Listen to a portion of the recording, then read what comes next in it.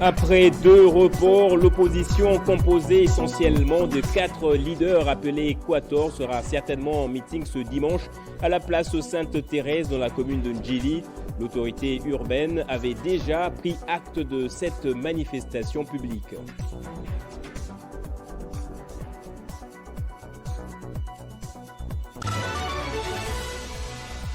Et ça y est, c'est le jour J. Télé 50 a célébré ce samedi ses 13 ans d'existence. Un programme spécial vous a été présenté dans la mi-journée et vous avez été nombreux à nous faire parvenir vos vœux durant toute cette semaine, à suivre le résumé de la journée dans ce journal.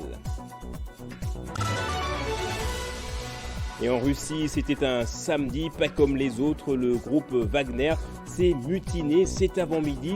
Une insurrection qui a été vite condamnée par les autorités. Et d'après les dernières informations, les mutins auraient fait demi-tour pour éviter un bain de sang à Moscou. En musique, on va parler de ce concert de Ferregola au stade des Martyrs, un carton plein.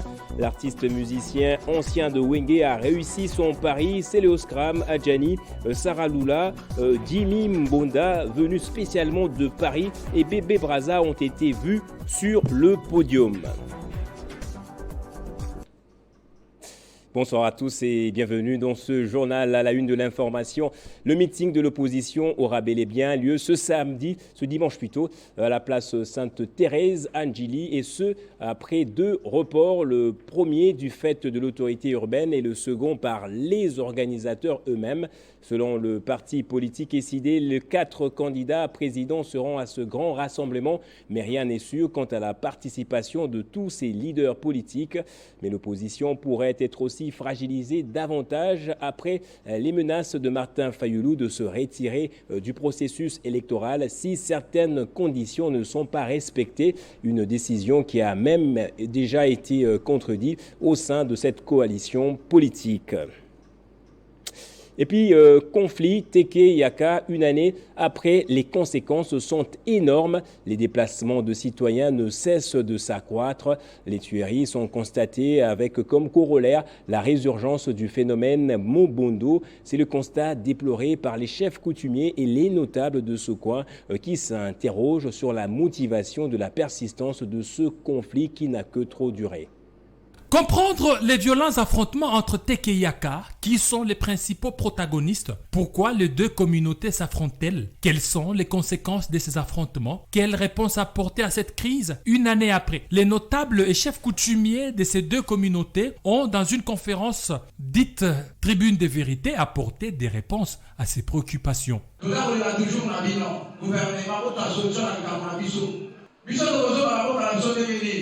11 villages à Goma qui sont en insécurité.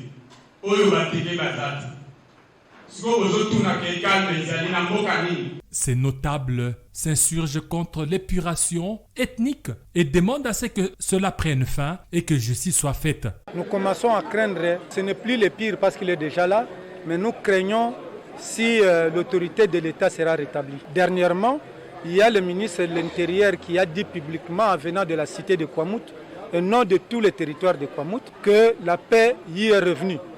Juste après son passage, au village Mbenzale, on a tué 27 personnes, dont leur chef coutumier. Au village Mpomiyo, on a tué 6 personnes et eux ici sont en train de dire qu'il y a la paix. Je crois qu'ils n'ont pas la bonne information. 24 juin 2022, 24 juin 2023, une année après, le conflit Teke-Yaka persiste et s'étend dans d'autres provinces. En dépit des efforts fournis par le gouvernement congolais, les communautés Teke-Yaka continuent à pleurer les morts et ne savent à quel sein se vouer. Et cet autre sujet d'actualité dans une déclaration lue par son secrétaire général Guy Richard Malongo, l'Alliance des forces démocratiques du Congo, AFDC, dénonce les insultes et attaques dont fait face leur autorité morale, Modeste Bahati Lukwebo, qui en tant que président du Sénat, selon eux, ne fait qu'appliquer la loi dans l'affaire du sénateur Matata Pogno. Alors que le bureau du Sénat, qui conduit le sénateur professeur Modeste Bahati Lukwebo, saisi par le procureur général près la Cour constitutionnelle, n'a fait qu'appliquer rigoureusement les dispositions de la Constitution et règlement intérieur du Sénat, il est surprenant de constater les provocations, insultes et attaques personnelles à l'endroit du respectable président du Sénat, allant jusqu'à intenter un procès infondé et sans cause contre ces derniers. Le sénateur Matata Ponyo tient à se victimiser et à politiser un dossier purement judiciaire. Tout le monde sait qu'en date du 5 juillet 2021, lorsque ces immunités avaient été levées, M. Matata Ponyo n'avait encore créé son parti politique, tout comme il n'était pas candidat déclaré à la présidence de la République. M. Matata Ponyo doit savoir que l'article 180 du Code pénal qu'il évoque dans sa fuite en avant ne s'applique qu'aux fonctionnaires de l'État. Le sénateur Matata Ponyo doit cesser de distraire l'opinion et de récuser toute personne. L'AFDC prévient que pour toutes les imputations dommageables et fausses accusations de M. Matata à l'égard du responsable et honorable président du Sénat et autorité morale de l'AFDC s'engage à saisir la justice en vue de corriger définitivement M. Matata Ponyo, qui se croit être un Congolais spécial non justiciable et n'ayant de comptes à rendre à personne.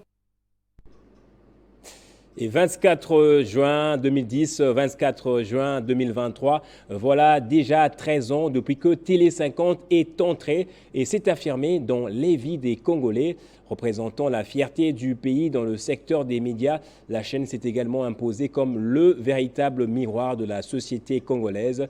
Depuis le début de la semaine, nous vous proposons des reportages sous différents angles sur la télévision du cinquantenaire. En 13 ans, l'équipe de la rédaction s'est consolidée, composée essentiellement des jeunes qui sont tous les jours à l'affût de l'information. Télé 50, un média, une révolution. À seulement 13 ans d'existence, Télé 50 est au cœur de l'innovation médiatique. Chaîne de télévision spécialisée en information en temps réel, des directs.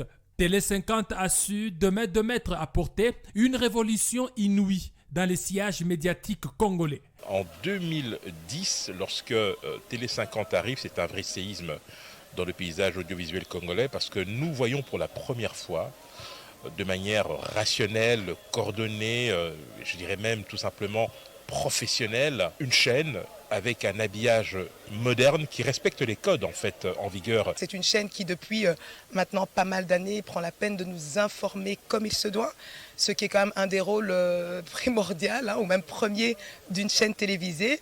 Mais j'aimerais surtout émettre un souhait, si je puis me permettre, qui est que la chaîne puisse ainsi perdurer. Non pas seulement dans le temps, mais à travers, va-t-on dire, plusieurs générations. Avec des matériels répondant aux standards internationaux. Créée le 24 juin 2010, Télé 50 regorge en son sein une équipe de jeunes dynamiques et professionnels qui fait d'elle une chaîne multidimensionnelle et patriotique, avec une ligne éditoriale à caractère patriotique, de défendre l'image positive de la République démocratique du Congo. Une rédaction aguerrie face aux enjeux de l'heure, un manager méticuleux. Ces émissions novatrices, Club 50, Décryptage, Kinshasa Direct, ça fait débat, Juridico pour ne citer que cela. Avec la promotion des 4 langues nationales, ces images hautes en couleur prouvent son immense particularité. Malgré la concurrence, en 13 ans d'existence, Télé 50 grandit et donne encore envie. Au cœur du centre-ville de Kinshasa, Télé 50 œuvre non sans glamour. Cette chaîne qui est une initiative de cet homme, Jean-Marie Kassamba, aux idées avant-gardistes, s'avère aujourd'hui une des meilleures de la République démocratique du Congo. Ces 13 ans célébrés marquent également un travail abattu, avec rigueur, viennent d'affirmer une fidélité sans cesse renouvelée avec les téléspectateurs. Et puis des médecins de 43 pays échangent ici en RDC sur la neurochirurgie, très peu pratiquée en Afrique par ailleurs. Pour les médecins directeurs du centre hospitalier Initiative Plus OLK, cet échange est la bienvenue pour eux. Déjà lundi, la pratique se fera à travers des interventions gratuites. Il s'agit de 43 pays venus du monde entier pour partager leur expérience en neurochirurgie.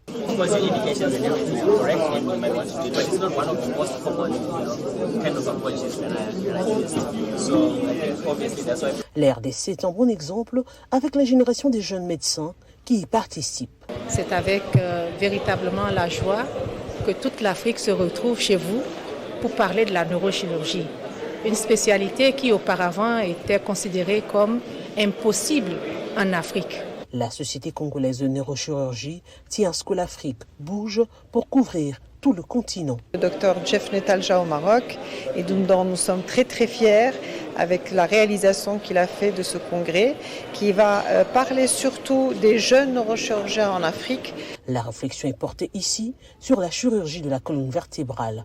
Après la formation des jeunes sur la stimulation cérébrale et la table ronde entre les aînés et les juniors, la place est à la neurochirurgie par endoscopie qui sera pratiquée sur des malades. Ici à Kinshasa. Nous devons garder le cap. L'Afrique peut avancer et se rattraper les autres très rapidement. Il suffit juste qu'on se mette ensemble, qu'on crée un état de solidarité, comme on est en train de voir le modèle de la RDC qui marche dans la solidarité en invitant tous les pays à ce que les gens partagent des expériences et qu'on puisse aller de l'avant ensemble. Le comité scientifique de Spine a offert à cet effet certains matériels à certains centres de santé. Le candidat à la présidentielle et opposant Moïse Katumbi a réhabilité la maison d'une famille résidant le quartier Kanluka dans la commune de Kintambo. Il s'agit de la famille Swami. Leur domicile était dans un état de délabrement très avancé. Absent dans la capitale, c'est Papi Mbaki, vice-président de la Ligue des jeunes de Ensemble, qui a remis la clé de la maison ainsi réhabilitée au propriétaire. Nathalie Yoko. Le président d'Ensemble pour la République, Redon Souria, à la famille Swami, au quartier Kanluka, dans la commune de Kintambo. Lors de la visite de Moïse Katumbi au centre médical Bomberger, dont les travaux de réhabilitation ont été financés par lui-même, Madame Swami brave la foule pour lui demander de l'aide. Elle lui montre les conditions inhumaines dans lesquelles elle vit avec sa famille. Avec son cœur généreux, Moïse Katumbi Chapwe promet de l'aider et c'est la matérialisation qui s'ensuit quelques mois après. Au-delà de la réhabilitation de la maison dans tous les détails, il l'équipe aussi avec des meubles, des lits et des appareils électroménagers. Notre maison était dans un état très délabré, sans toiture, à la merci des intempéries, notamment la pluie. Nous disons merci à Moïse Katumbi Chapwe non seulement pour avoir réhabilité notre maison, mais aussi pour les meubles.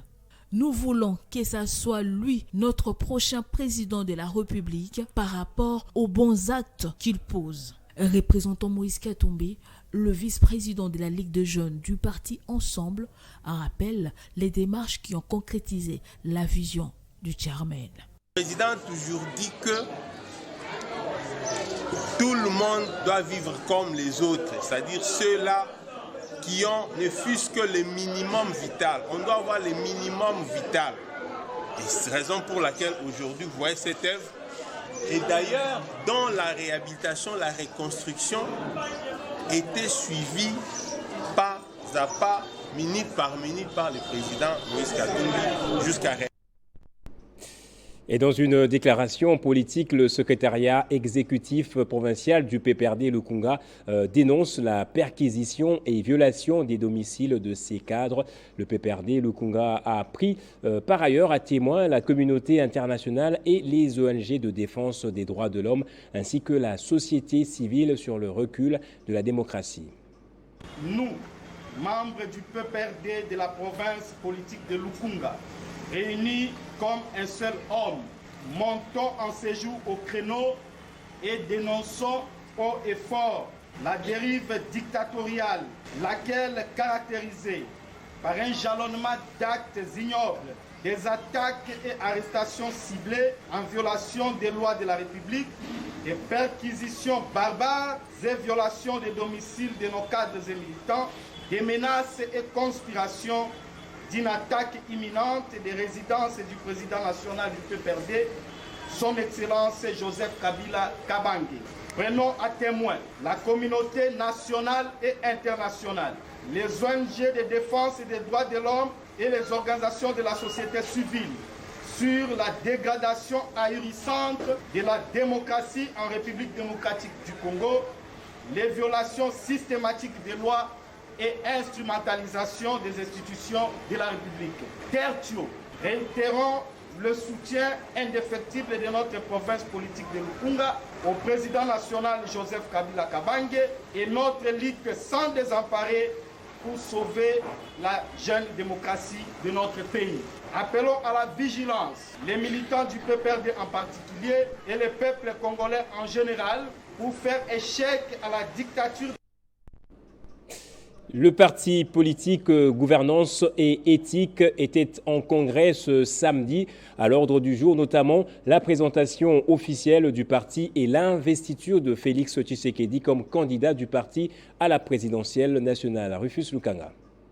Un nouveau-né dans la sphère politique congolaise, Gouvernance et Éthique, cette formation politique social-démocrate qui se veut un parti d'élite qui gouverne et assure le développement de la nation. Autour de son autorité morale Léopold Mbadou, les cadres et militants ainsi que plusieurs personnalités invitées se sont montrés pragmatiques à partager les idées et opinions prônées par ces partis politiques. Soutenant la vision et la candidature de Félix-Antoine Tshisekedi, il a dans son allocution évoqué les combats qu'il incarne.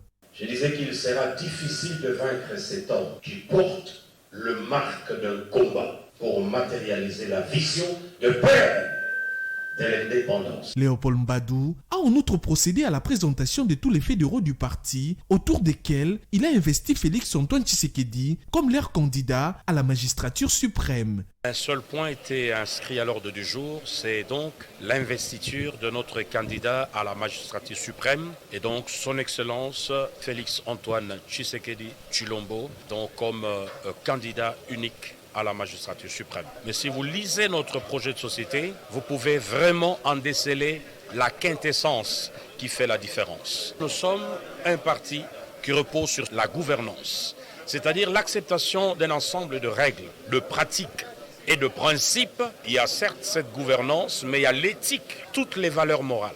Gouvernance et Éthique, un parti politique dont le socle repose sur ces deux valeurs et les carrés des principes est centré sur l'intégrité, la justice, l'amour et la droiture. Et puis l'atelier d'élaboration du décret portant mesures d'encadrement des marchés spéciaux en RDC s'est ouvert ce samedi au ministère du Budget. Parmi les objectifs, notamment le répertoriage des meilleures pratiques de passation et d'exécution des marchés spéciaux. On voit plus des détails avec Christian Kalonji.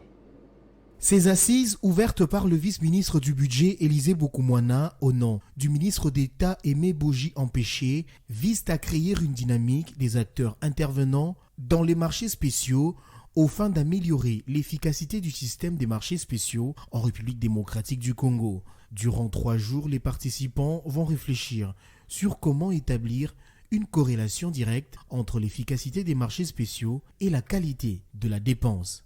Il a été recommandé au 20e Conseil de ministres présidé par le président de la République, chef de l'État, à ce que le ministère du Budget, qui a la responsabilité des marchés publics, de pouvoir réglementer les marchés spéciaux en République démocratique du Congo. Il y a nécessité de fixer les règles relatives à l'organisation, à la passation, à l'exécution et au contrôle des marchés spéciaux, domaine qui, jusqu'ici, ne régit pas d'un acte juridique spécifique. C'est pourquoi il importe d'analyser les faiblesses relevées et surtout de les confronter aux pratiques développées par les principaux acteurs des marchés spéciaux afin d'en tirer les leçons susceptibles d'apporter l'amélioration pour plus d'efficacité. National Dédé Moupassa poursuit ses démarches pour la relance des productions agricoles dans la province du Kwilu. L'élu du peuple a pour cela rencontré le ministre de l'Agriculture, José Mpanda. Une équipe d'experts du ministère de l'Agriculture sera bientôt dépêchée sur les terrains dans les territoires d'Idiofa, dans la province du Kwilu, pour procéder à la relance de la production agricole, notamment les plantations des palmiers et la production d'huile, l'octroi des nouvelles variétés des semences et des boutures des maniocs améliorées. C'est les résultats du plaidoyer mené par les députés nationaux Dédé Mupasa Lukobo auprès du ministre de l'Agriculture. C'était au cours d'une rencontre d'échange entre le ministre de l'Agriculture et l'élu d'Idiofa. Il s'est agi pour José Mpanda Kabangu et Dédé Mupasa d'entrevoir la matérialisation de la vision agricole du chef de l'État Félix Tshisekedi portant l'avantage du sol sur les sous-sols dans cette partie du pays. Une opportunité pour cet élu du peuple d'exprimer son engagement et détermination à valoriser les potentiels agricoles et économiques d'Idiofa, son territoire. Je voulais bien rendre bénéfique ma province et surtout notre circonscription d'Idiofa par la remise au travail de toutes ces plantations d'huile de palme et l'amélioration des qualités de semences pour le manioc. Vous savez que les boutures de manioc maintenant doit être panifiable pour faire du pain, de beignets. Et il était nécessaire pour nous de voir l'autorité qui a le plan agricole qui rend la vision du président de la République dans le gouvernement, d'être avec lui. Et il a promis de se mettre à nos côtés et d'accompagner, de réaliser un certain nombre de choses dans les Kwilu, dans tous les programmes qui arrivent. La mise en place de ces projets dans la relance des activités agricoles a un grand apport dans la lutte contre la pauvreté. On va parler à présent de cette visite qu'a effectuée l'administratrice du Fonds de promotion de l'industrie Abigail Wanzambi Lusambo à l'ambassade du Portugal en RDC. Au menu des échanges, la question de l'émancipation et de l'autonomisation de la jeunesse congolaise. L'ambassade a décidé et accepté d'accompagner l'entreprise publique dans cette quête. Soucieuse de redorer l'image de la RDC et relayant la vision du chef de l'État, Félix-Antoine Tshisekedi Tshilombo, l'administrateur du Fonds de promotion de l'industrie Abigail Wanzambi Lusambo a eu un entretien à huis clos avec le chargé d'affaires de l'ambassade du Portugal, Francisco Xavier. Si rien n'a filtré de leur entretien, à en croire nos sources dignes des fois, les deux personnalités ont abordé plusieurs questions dont l'investissement en vue de soutenir l'autonomisation financière et l'entrepreneuriat. Le chargé d'affaires du Portugal en RDC a jeté des fleurs à cette intelligence placée au FPI et s'est dit rassuré de l'accompagnement de la très populaire jeune Abigail Wanzambi pour l'aboutissement des différents projets. Saisissant cette opportunité, Francisco Xavier a émis son vœu de voir l'administrateur du FPI prendre part au prochain forum international des investisseurs qui se tiendra à Lisbonne, capitale du Portugal, dans les jours à venir. Se distinguant dans sa génération par son flair managérial, la lieutenante rassurante du secrétaire général de l'UDPS, Augustin Kabouya, se plie en 1000 morceaux afin de booster le secteur d'investissement. Issu du monde politique UDPS et depuis son avènement au sein du conseil d'administration du FPI, Abigail Wanzambi Lusambo met tout le monde d'accord pour sa gestion ainsi que ses réalisations qui partent dans le sens de matérialiser la vision du chef de l'État. Signalons Abigail Wanzambi Lusambo incarne la jeunesse des rêves et pilier de l'essor du pays des Tchan Tshisekedi Wamulumba. Avec elle, l'espoir est permise et notre Congo sort de terre. La direction générale du Fonds forestier national a un nouveau bureau syndical. Celui-ci entre en fonction pour un mandat de 5 ans. La remise et reprise a eu lieu dans le courant de cette semaine. Les Fonds forestiers national s'est doté d'une nouvelle installation de la délégation syndicale de la direction générale et de l'antenne provinciale de Kinshasa ce jeudi 23 juin 2023. Au cours d'une solennelle cérémonie organisée en présence du directeur général Honoré Mulumba Kalala, du président du conseil d'administration et plusieurs cadres et agents du Fonds forestier national. Après les procès-verbales, présentation de la nouvelle équipe syndicale nationale, ensuite une remise et reprise de l'équipe sortante. Pour le nouveau président national élu de la délégation syndicale, la dite délégation aura pour mission de protéger et garantir les travailleurs tout en assurant une pacifique et harmonieuse gestion. Nous avons une grande responsabilité à accompagner, à travailler en toute collaboration avec l'employeur pour que les choses puissent marcher, qu'on mette les hommes qu'il faut à la place qu'il faut. Par ailleurs, l'ambassadeur Honoré Mulumba Kalala, directeur général du Fonds forestier national, rappelle le rôle d'un syndicat au sein de l'entreprise. Le délégué syndical doit être un fin négociateur et un bon communicateur à l'écoute et au service de ses syndiqués. Il doit être courtois, perspicace, intègre et ouvert. Signalons que ces élections est la 8e édition qui devrait œuvrer durant 3 ans, soit de 2023 à 2026. Et dans la province du Sud Kivu, le gouverneur Théo Ngwabidje était allé s'enquérir de l'évolution des travaux de réhabilitation de la route Nyalubemba qui va jusqu'à Kingulube. Ces travaux réalisés par l'Office des routes a reçu le financement du FONER. Amani signe ce reportage.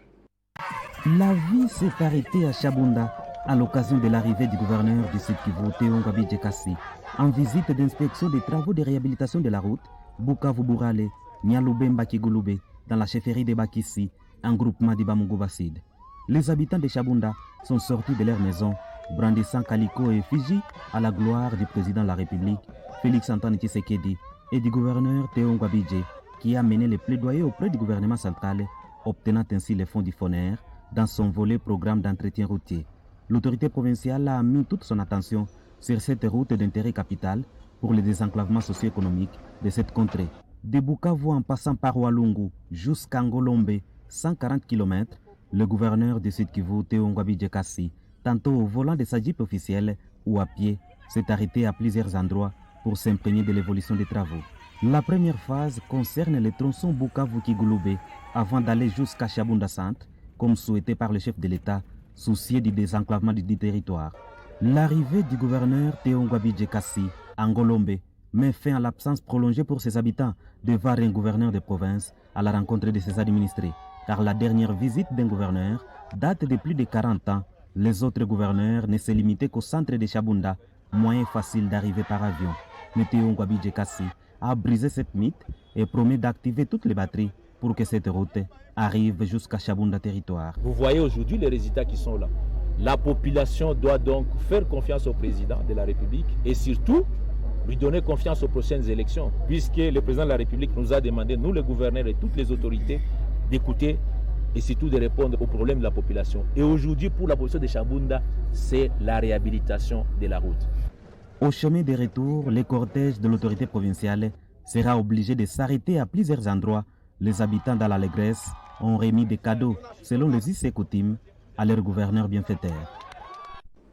Et on va rester dans la province du Sud Kivu où Trésor Moutiki continue d'électriser des foules. Le samedi, le philanthrope était en meeting à la place de l'indépendance de Bukavu. Il était question pour lui de prêcher la cohésion sociale.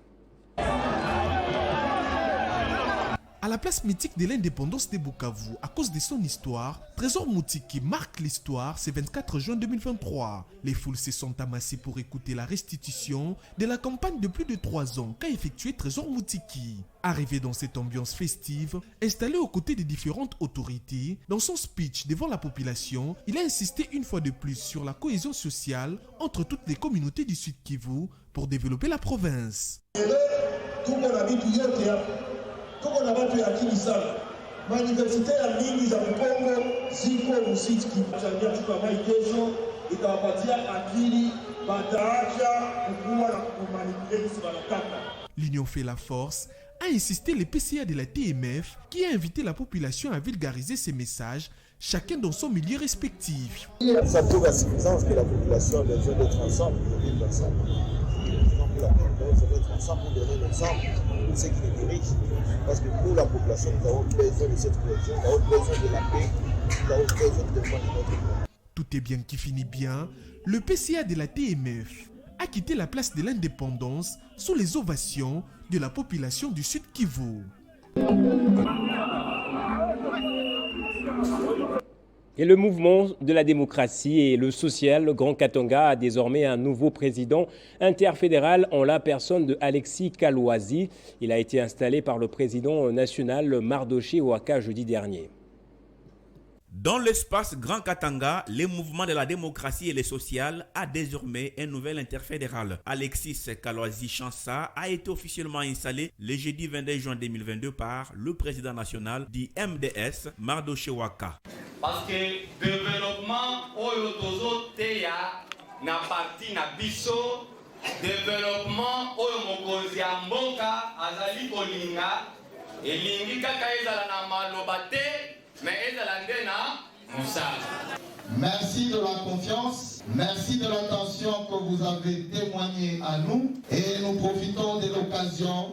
Nous vous promettons loyauté, la disponibilité, mais aussi un travail qui vous sera toujours bien présenté. Cet événement marque ainsi un partenariat entre l'ONG Tujenge Congo et ses partis politiques membres de l'Union Sacrée. Une fierté pour Alexis Kaloisi. Le nouvel interfédéral du MDS a invité l'assistance à l'unité pour pérenniser cette collaboration. Oui, comme nous avons toujours prêché au sein de différentes manifestations, ils viennent de voir, je les ai invités tous à pouvoir s'accorder. Si nous pouvons rester tous un et continuer notre parcours, notre bonhomme de chemin, j'étais content que tout le monde s'est accordé et que les adhésions déjà dès demain seront massives. Et je serai content de pouvoir accompagner la vision du chef de l'État. Alexis Kaloisi a remis des pagnes aux membres de son ONG pour marquer cette journée. Signalons que c'est le 21 juin 2022 qu'elle est désormais interfédérale du. Et dans l'optique d'améliorer la couverture vaccinale au Lualaba, le réseau des parlementaires congolais pour l'appui à la vaccination, REPACAV plutôt, a débuté une série de sensibilisations auprès des députés provinciaux. Il s'agit entre autres de les pousser à mener le plaidoyer auprès de l'exécutif provincial dans la mobilisation de ressources pour les différentes campagnes de riposte.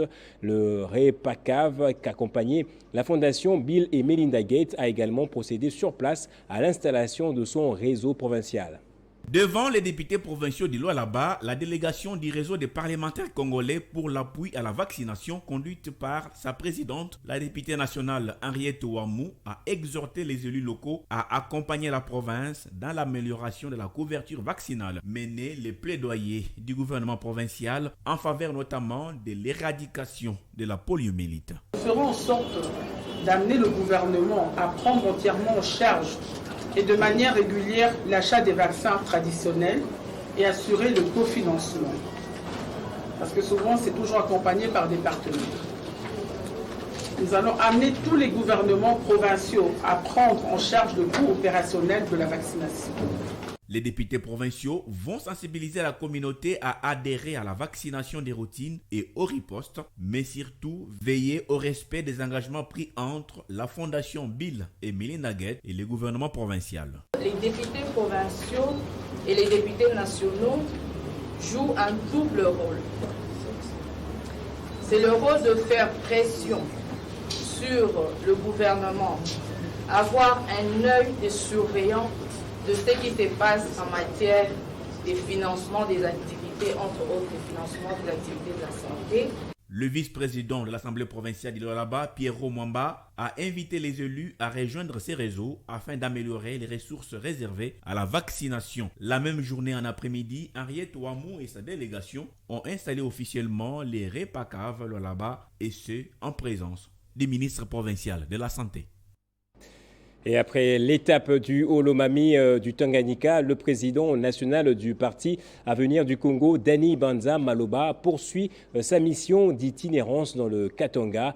À l'étape de Kipushi, le conseiller du chef de l'État a mobilisé du monde au nom du président de la République.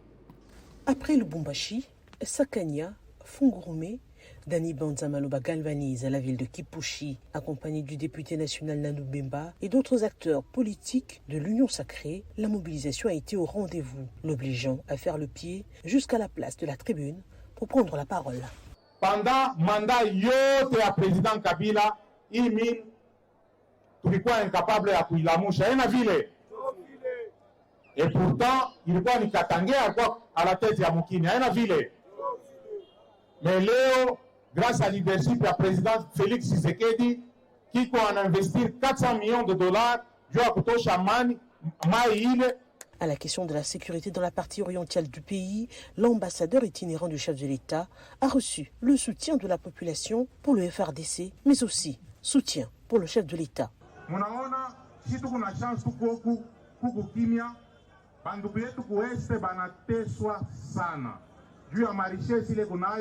Barwande abatake kutuacha tranquille.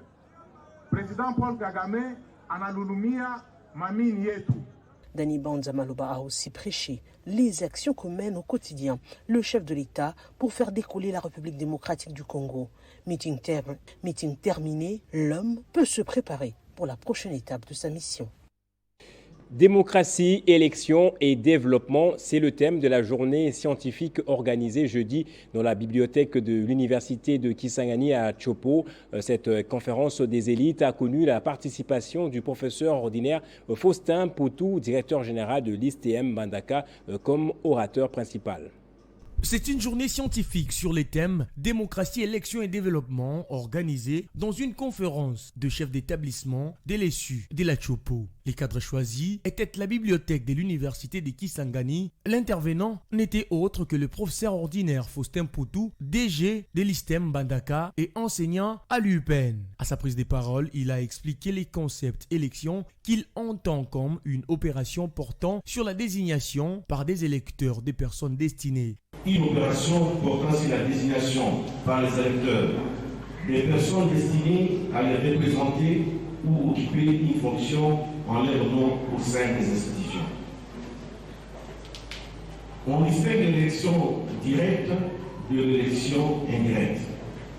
Par élection directe, on attend une opération de vote qui permet aux électeurs de choisir directement, sans intermédiaire, les personnes qui souhaitent les représenter. Juste après lui, d'autres orateurs ont fait les tours du perchoir avec des exposés afin d'édifier l'assistance. Pour son mot de clôture, Faustin Poutou a invité les électeurs à faire les bons choix pour les prochaines élections. Le souverain primaire, que le peuple a le devoir de choisir les candidats en fonction de son projet de société. C'est à travers des projets de société qu'on peut booster le développement d'un pays. Cette cérémonie a été clôturée par un jeu de questions-réponses qui ont éclairé la lanterne des participants. Et l'actualité en Russie à présent, après avoir pris le contrôle de Rostov sur le Don et alors que ces hommes se rapprochaient de Moscou, le chef du groupe paramilitaire Wagner, Evgeny Prigojine, a annoncé ce samedi soir avoir donné l'ordre à ses troupes de retourner dans leur base. Dans une série de messages audio, le chef du groupe Wagner avait appelé au soulèvement contre le commandement russe. Il accusait par ailleurs l'armée d'avoir bombardé des camps militaires de son groupe. Et en culture, pour terminer, Paris gagné pour Ferregola ce samedi au Stade des Martyrs. Le chanteur congolais a réussi à attirer plus de 80 000 personnes. Pas d'incident majeur constaté sous les pulsions rythmiques qui ont dompté les grands publics. Comme promis, Ferregola a révisité quelques chansons des légendes qui ont marqué la rumba congolaise, allant de Grand Calais au Grand Wenge. Passons par Papa Wemba, Abeti Masikini, Pepe Kale, Redi Amissi, Kester Emenea, Zaiko Langalanga et autres. Plusieurs invités ont défilé sur le podium à l'invitation de Ferregola, notamment Céléos Kram, Adjani, Sarah Lula, Jimmy Mbonda, venus spécialement de Paris, et Bébé Braza, l'heureuse gagnante plutôt de la voiture mise en jeu par l'artiste. Nous y reviendrons. Place au rappel des titres à présent. Après 2 reports, l'opposition composée essentiellement de 4 leaders appelés Quator sera certainement en meeting ce dimanche à la place Sainte-Thérèse dans la commune de Ndjili. L'autorité urbaine avait par ailleurs pris acte de cette manifestation. Et ça y est, c'est le jour J. Télé 50 a célébré ses 13 ans ce samedi. Un programme spécial vous a été présenté dans la mi-journée et vous avez été nombreux à nous faire parvenir vos vœux durant toute cette semaine. Et en Russie, le groupe Wagner s'est mutiné cet avant-midi. Une insurrection qui avait été vite condamnée par les autorités. D'après les dernières informations, les mutins auraient fait demi-tour pour éviter un bain de sang. Et en musique, on a parlé de ce concert de Ferregola au Stade des Martyrs, un carton plein. L'artiste musicien ancien de Wenge a réussi son pari. Céléos Kram, Adjani, Sarah Lula et Jimmy Mbonda, venus spécialement de Paris, ont été vus sur le podium. Et c'est par ici que se referme ce journal. Merci à vous tous de l'avoir suivi.